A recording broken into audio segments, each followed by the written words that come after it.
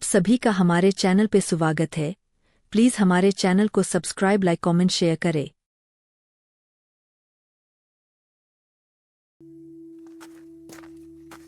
गांव का नाम था धनपुर। कच्चे घर, टूटी सड़कें और हर चेहरे पर मेहनत की लकीरें। इसी गांव में रहता था आरिफ। उम्र करीब 22 साल। आंखों में सपने, हाथों में छाले और जेब में अक्सर सिर्फ हवा। आरिफ रोज सुबह निकलता, कभी ईंट ढोने, कभी खेत में मजदूरी, कभी सेठ के घर झाड़ू पोंछा। लेकिन दिन ढलते ढलते उसके हालात वैसे के वैसे। वो अक्सर खुद से कहता, अगर तकदीर लिखी जा चुकी है तो फिर कोशिश क्यों। घर में उसकी माँ अमीना भी थी, कमजोर शरीर लेकिन मजबूत हौसला। एक रात चूल्हे की बुझती आग के पास अमीना भी बोली, बेटा, आज फिर आधा पेट सोना पड़ेगा क्या? आरिफ की गर्दन झुक गई। माँ, कल कुछ न कुछ हो जाएगा। अमीना बी ने उसकी आंखों में देखा। उन धुंधली आंखों में एक अजब सी चमक थी। आरिफ, तू मेहनत करता है, पर कहीं अंदर से हार तो नहीं मान बैठा? ये सवाल आरिफ के दिल में चुभ गया। गांव के बाहर एक पुरानी हवेली थी। कभी जमींदार रहा करता था वहां। अब बस दीवारें, धूल और डरावनी कहानियां। लोग कहते थे, उस हवेली में जो गया खाली हाथ नहीं लौटा, या तो बहुत पाया या सब खो बैठा। उस दिन आरिफ को काम मिला था हवेली की सफाई का। मजूरी बस थोड़ी सी, लेकिन मजबूरी बड़ी थी। वो जंग लगी चाबी। हवेली के एक अंधेरे कमरे में झाड़ू लगाते वक्त आरिफ का पैर किसी चीज से टकराया। खटाक, मिट्टी हटाई तो निकली एक पुरानी जंग लगी चाबी। अजीब बात ये थी कि वो चाबी बाकी कबाड़ से अलग थोड़ी चमक रही थी। आरिफ बुदबुदाया, किस ताले की होगी ये? उसी पल पीछे से आवाज आई, उसे यूं ही मत उठाना।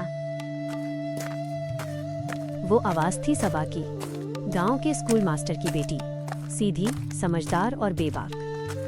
सबा बोली, मेरे दादा कहा करते थे, इस हवेली की हर चीज साधारण नहीं है।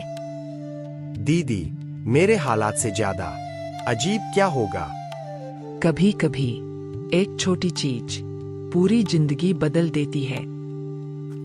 आरिफ ने चाबी मुट्ठी में बंद कर ली।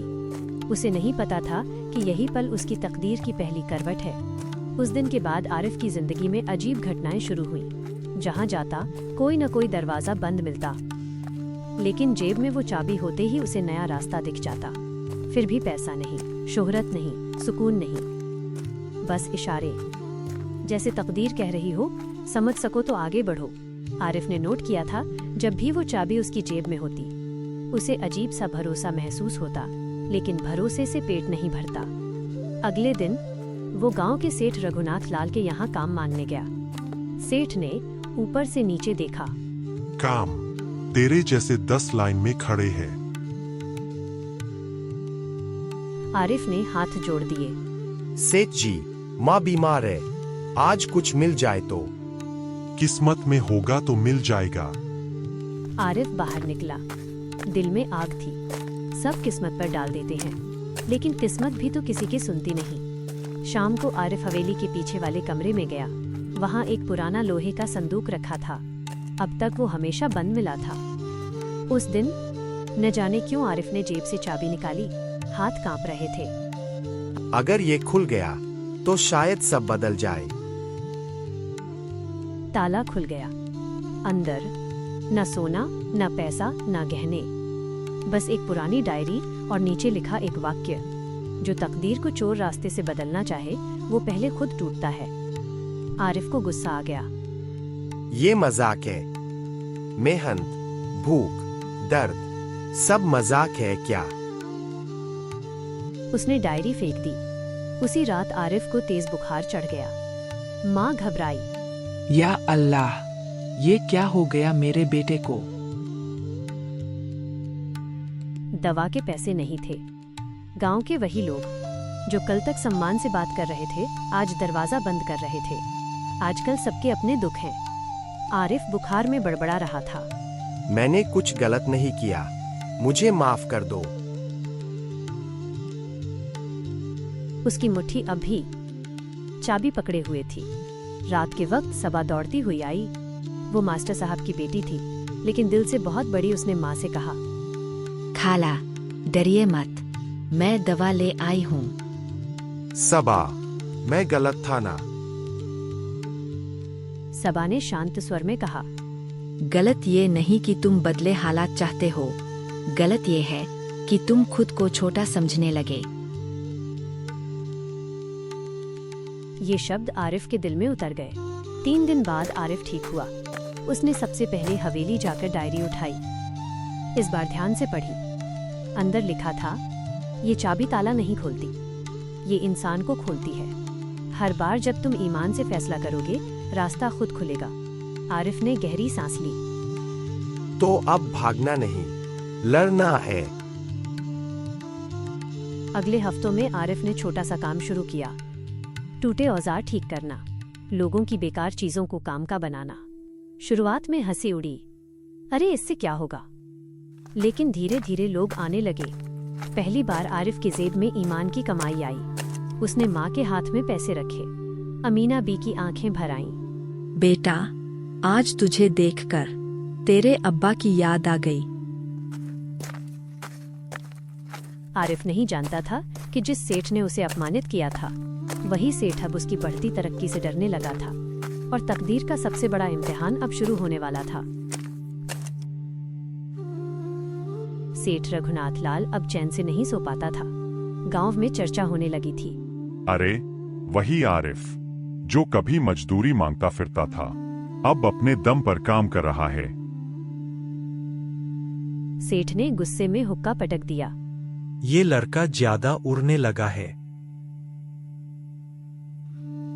उसका बेटा बोला, बापू वो लोगों का काम सस्ते में कर देता है, इसलिए सब उधर जा रहे हैं। सेठ की आंखों में जलन थी। तो उसे गिराना पड़ेगा। एक सुबह गांव में हल्ला मच गया। सेठ के गोदाम से सामान चोरी हो गया और नाम लिया गया आरिफ का। लोग हैरान थे, ये कैसे हो सकता है? लेकिन सेठ जोर से चिल्लाया, मेरी आंखों देखी है, रात को इसी को घूमते देखा था। आरिफ को पकड़ लिया गया। वो बोला, सेठ जी, सच में मैंने कुछ नहीं किया। कसमों से सच नहीं बदलता। गांव के चौपाल पर पंचायत बैठी। बुजुर्ग बोले, सबूत क्या है? मेरी बात ही सबूत है। आरिफ का दिल बैठ गया। उसी वक्त सबा आगे आई। उसकी आवाज कांप रही थी, पर हिम्मत मजबूत। अगर आरिफ चोर है, तो जिस रात चोरी हुई, वो मेरी किताबें ठीक कर रहा था। लड़कियों की बातों पर पंचायत नहीं चलती। सबा की आंखें भर आईं। तो फिर इंसाफ किसके लिए होता है? आरिफ की जेब में वो जंग लगी चाबी थी। उसका दिल कह रहा था, कुछ करो, इससे सच सामने आ सकता है। लेकिन उसे डायरी की बात याद आई। चोर रास्ता मत चुनो। उसने चाबी को मुट्ठी में दबाया और चुप रहा। अगर मेरी तकदीर में सजा है, तो मैं झूठ का सहारा नहीं लूंगा। तभी एक बूढ़ा चौकीदार आगे आया। सेठ जी, सच बोलना पड़ेगा। मैंने उस रात सेठ के बेटे को गोदाम से सामान निकालते देखा था। सेठ के चेहरे का रंग उड़ गया। उसका बेटा कांपने लगा। इल्जाम झूठा है, आरिफ आजाद। सेठ रघुनाथ लाल पहली बार सबके सामने झुका। लोग फुसफुसाने लगे, जिसे छोटा समझा वही बड़ा निकला। आरिफ ने सेठ की तरफ देखा। कोई बदले की आग नहीं, बस इतना कहा, मैं सिर्फ मेहनत करना चाहता हूँ। उस रात आरिफ घर लौटा। माँ ने उसे गले लगा लिया। बेटा, आज समझ आया, तकदीर लिखी नहीं जाती, कमाई जाती है। आरिफ की आंखों से आंसू बह निकले। उसने जेब से चाबी निकाली। आज पहली बार वो चाबी भारी नहीं लगी। आरिफ अब गांव में एक नया नाम बन चुका था। लेकिन तकदीर ने अभी आखिरी चाल नहीं चली थी, क्योंकि जो चाबी आज सिर्फ रास्ता दिखा रही थी, वो आगे चलकर ऐसा दरवाजा खोलेगी जिसके बाद आरिफ की जिंदगी कभी वैसी नहीं रहेगी। पंचायत के बाद आरिफ की इज्जत तो लौट आई, लेकिन उसका दिल अब गांव में नहीं लगता था। उसे समझ आ गया था कि गांव में रहकर वो सिर्फ रोजी कमा सकता है, मुकद्दर नहीं बदल सकता। एक सुबह उसने माँ के पैर छुए। अमीना भी समझ गई, बेटा अब दूर जाएगा। डर मत बेटा, जहाँ सच्चाई साथ हो वहाँ अल्लाह भी साथ होता है। आरिफ बिना कुछ कहे घर से निकल पड़ा। जेब में वही जंग लगी चाबी, दिल में अनजाना डर और आंखों में उम्मीद। शहर बड़ा था, भीड़ से भरा और बेहद बेरहम। यहाँ कोई किसी का नहीं था। आरिफ ने कई जगह काम ढूंढा, कहीं मजदूरी, कहीं दुकानदारी, कहीं चौकीदारी। हर जगह पहले शक, फिर शर्तें, फिर कम पैसे। रात को वो फुटपाथ पर लेटता और आसमान देखता। उसे लगता, अगर तकदीर लिखी ही जा चुकी है तो ये मेहनत किस लिए। लेकिन हर बार वो चाबी उसे हारने नहीं देती। एक दिन आरिफ ने एक आदमी पर भरोसा कर लिया। उसने कहा, काम दिला दूंगा। आरिफ ने अपनी जमा पूंजी उसके हाथ में दे दी। आदमी गायब हो गया। उस रात आरिफ पहली बार फूट फूट कर रोया। उसे लगा शायद तकदीर ने फिर से उसे नीचे धकेल दिया है। लेकिन उसी रात उसने वो डायरी फिर से पढ़ी।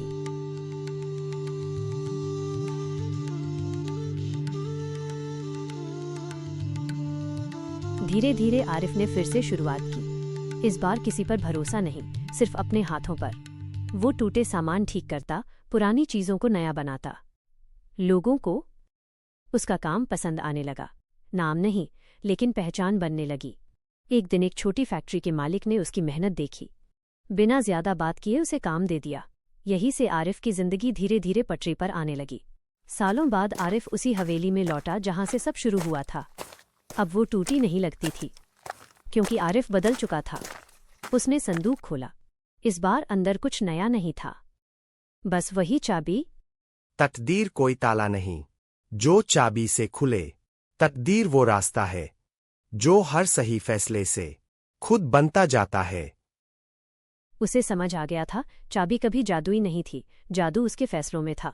आरिफ गांव लौटा, लेकिन अब वो वही गरीब लड़का नहीं था। वो बड़ा आदमी नहीं बना था, पर मजबूत इंसान जरूर बन चुका था। उसने माँ के लिए पक्का घर बनाया। गांव के बच्चों को काम सिखाने लगा। सबा दूर से सब देख रही थी। बिना ज्यादा शब्दों के दोनों समझ गए। कुछ रिश्ते कहने से नहीं, समझने से पूरे होते हैं। तकदीर वही लिखता है जो हालात के आगे झुकता नहीं।